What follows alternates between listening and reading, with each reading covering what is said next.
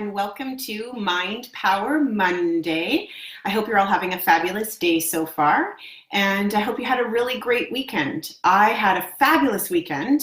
I went to a great networking event that one of our fearless members here, I see Kathy coming on. I have to be careful not to get distracted because I like to really connect with you, but hi Kathy. Anyhow, I had a wonderful weekend, an incredible networking event that one of our great fearless members organized.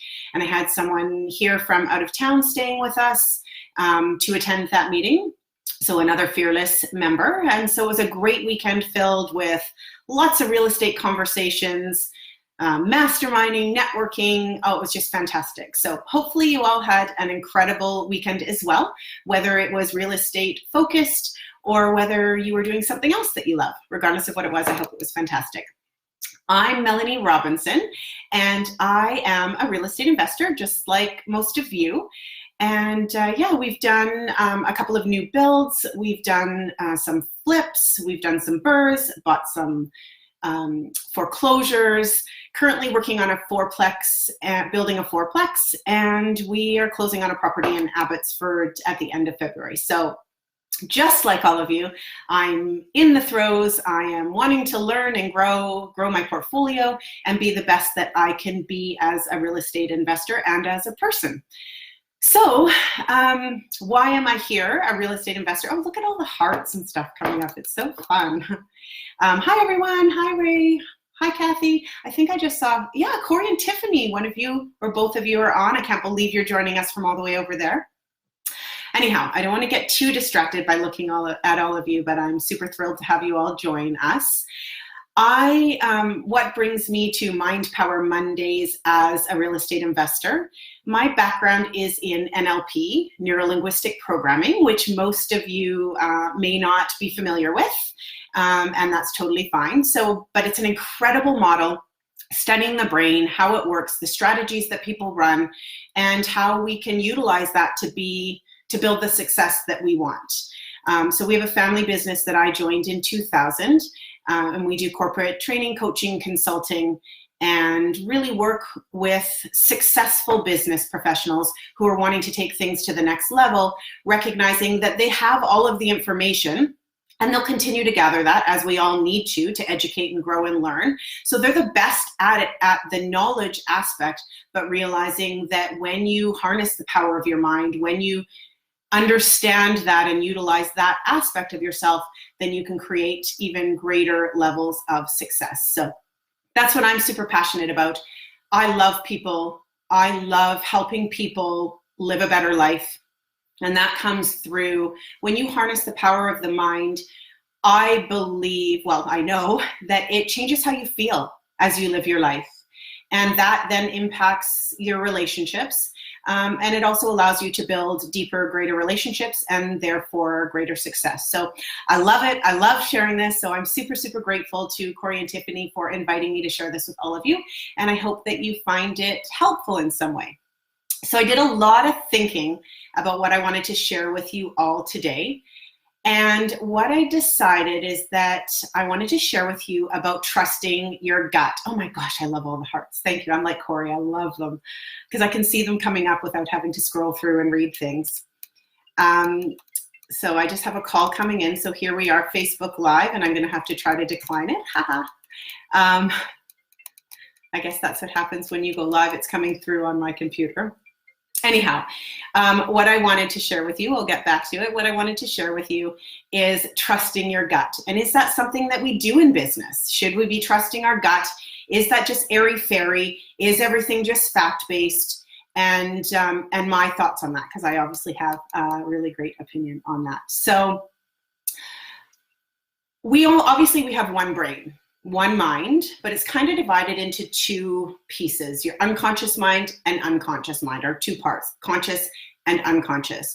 So our conscious mind is that part of us that's aware of what's going on right now. You're listening to this live, you might be watching it on a device, you're probably aware of the room that you're in, that kind of thing. Oh my goodness, this person keeps calling me.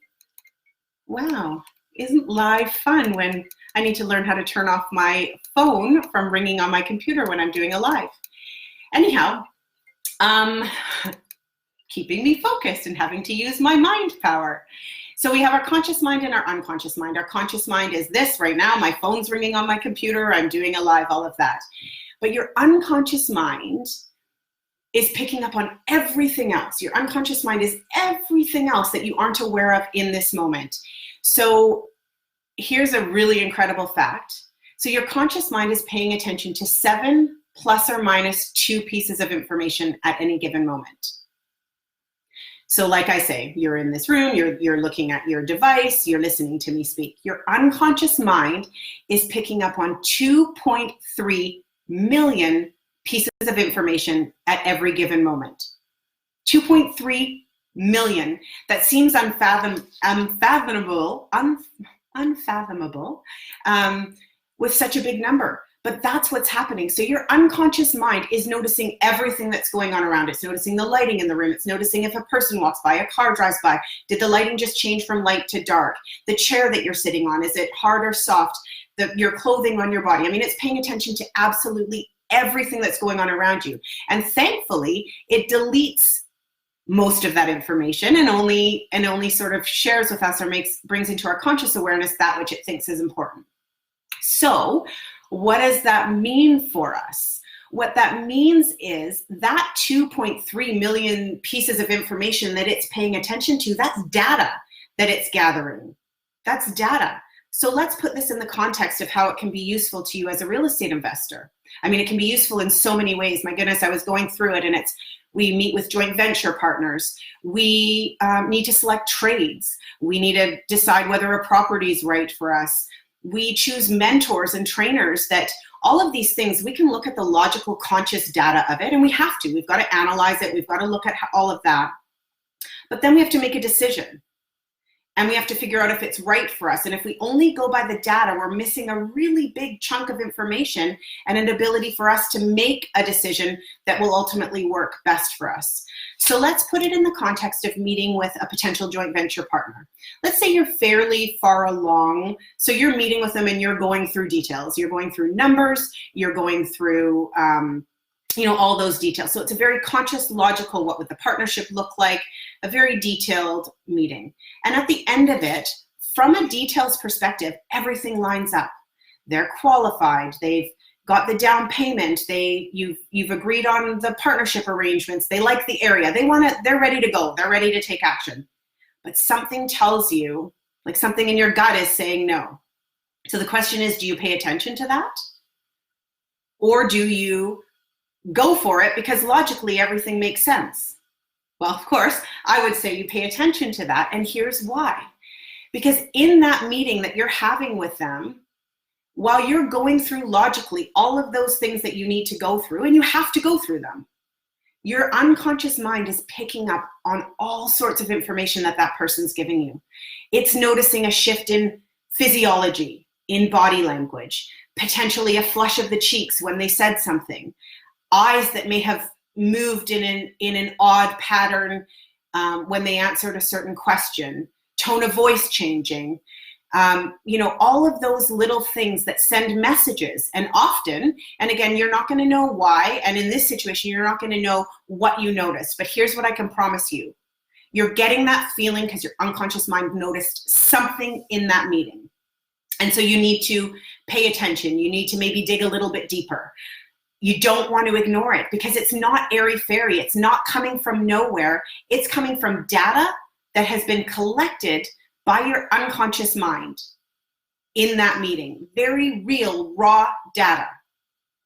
So that's really what I'm hoping that you can take away from today, is that gut feeling is coming from data. That data is coming from something that your brain analyzed. When you went to a property to look at a property and you're looking at, the finishing or trying to calculate the renos, and you're looking at specific things, bedrooms, floor plan, all of that kind of stuff, your unconscious mind may have noticed something in the neighborhood. It may have picked up on something that you don't logically see. And that's going to come in the form of, the only way it can communicate with you is it's going to come in the form of a gut feeling. When you're looking at a trade and you're trying to figure out whether to hire that trade. It's kind of the same thing as a JV partner. It's like, okay, so they've given you a quote, the quote works. Maybe you've got two people that have given you a very similar quote. Now you have to decide who.